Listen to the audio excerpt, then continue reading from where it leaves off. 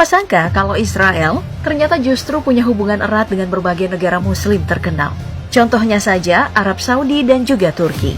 Hubungan ini utamanya dibangun dalam kerjasama ekonomi dan militer. Hal ini sebenarnya bukan hal yang baru, karena Israel memang memiliki beragam alutsista yang mengerikan.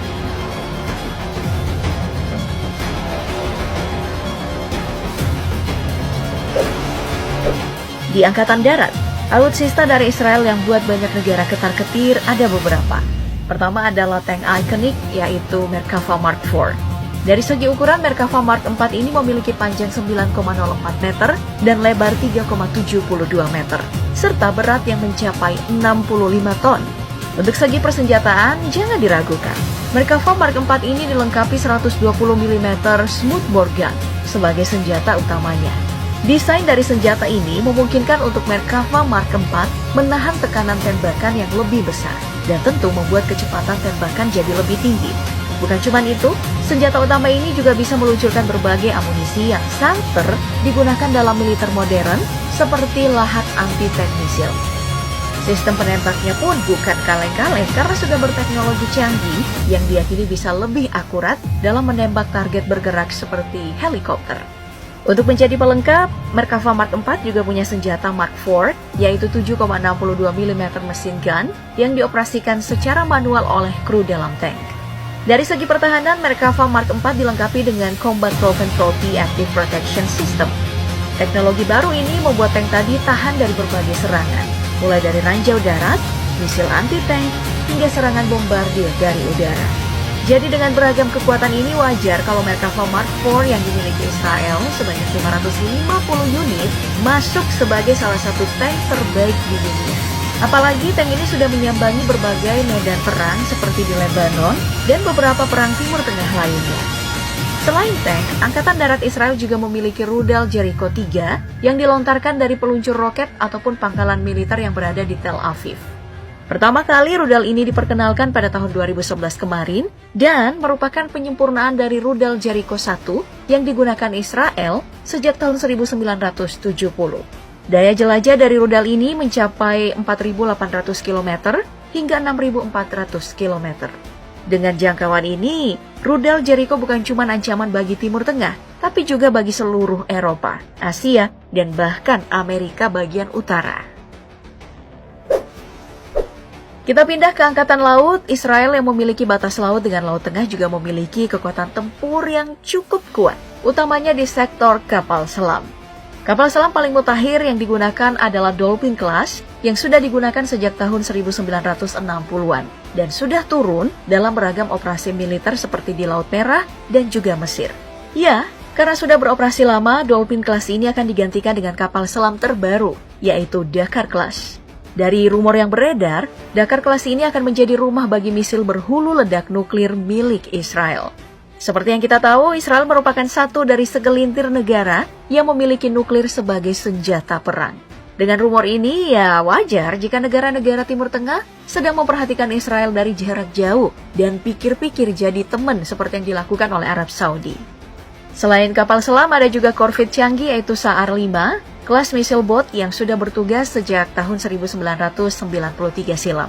Korvet andalan dari Israel ini memiliki beragam fitur, mulai dari pertahanan yang sudah menggunakan radar sonar dengan jangkauan luas, dan juga electronic warfare sebagai pengecoh lawan yang bisa menyembunyikan lokasi dari si kapal.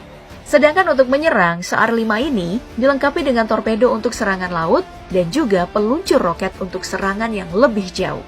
Biasanya, peluncur roket ini meluncurkan Delilah Cruise Missile andalan Israel yang kecepatannya itu 370 km per jam hingga 864 km per jam dengan hulu ledak seberat 30 kg. Roket ini dipercaya bisa menghancurkan target dengan mudah.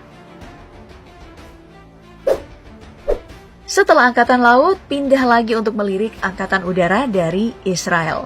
Di segmen ini kita tentu gak boleh lupa dengan jet tempur andalan milik Israel yaitu Boeing F-151 yang pernah maju dalam Perang Teluk di tahun 1991.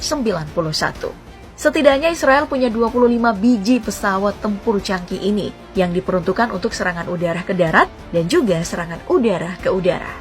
Kemampuan canggih dari F-151 ini bukan hanya terletak dari persenjataannya, namun juga dari penggunaannya di tangan para pilot.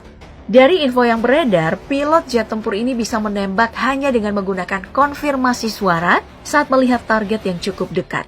Jadi, tidak ada lagi malfungsi alat yang bisa ditakutkan oleh sang pilot.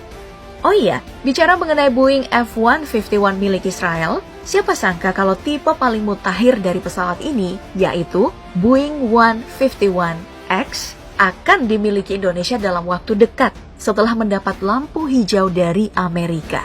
Dengan keberadaan jet tempur canggih ini, negara kita diharapkan bisa jadi salah satu negara dengan kekuatan militer terkuat di ASEAN. Di zaman modern sekarang, bukan cuma jet tempur, tapi penggunaan drone dalam melakukan misi juga hal yang lumrah digunakan. Israel tentu tidak ketinggalan dalam melakukan pengembangan drone karena mereka memiliki IAI Harop Drone.